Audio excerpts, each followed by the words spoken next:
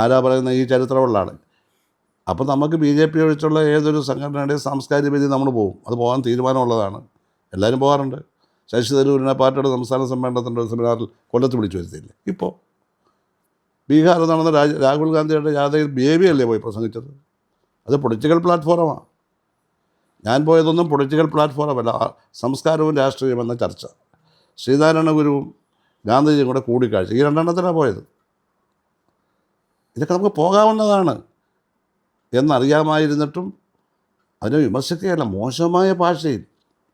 ഈ കോൺഗ്രസിൽ നിന്നും JSSൽ നിന്നും വന്ന ഇയാൾ പാർട്ടിയുടെ ജില്ലാ കമ്മിറ്റിയിൽ ഇരുന്നുകൊണ്ട് 42 വർഷമായിട്ട് ഡിസ്ട്രിക്ട് കമ്മിറ്റി ഇരുന്നാണ് ഞാൻ. 40 വർഷം സ്റ്റേറ്റ് കമ്മിറ്റിയിൽ ഇരുന്നാണ്. സെക്രട്ടേറിയറ്റിൽ തന്നെ ഇരുന്ന് 34 വർഷം. അറിയാമല്ലോ, പാർട്ടി തന്ന സ്ഥാനങ്ങളല്ലേ ഇതല്ല, നമ്മൾ ചോദിച്ചു വായിക്കുന്നതാണ്. അങ്ങനെ ഒരാളോട് ഇങ്ങനെ പറയത്തക്ക ഒരാൾ പാർട്ടിയുടെ ആലപ്പുഴ ജില്ലാ കമ്മിറ്റിക്കകത്തുണ്ട്. അപ്പോൾ ആളെ എടുക്കുന്നതിൻ്റെ സൂക്ഷ്മതക്കുറവ് വ്യക്തമല്ലേ? ഉണ്ടല്ലോ.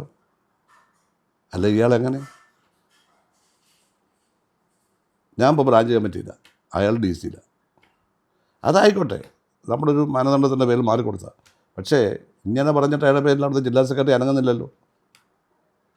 നടപടി എടുത്ത് പുറത്ത് കളയണ്ടേ?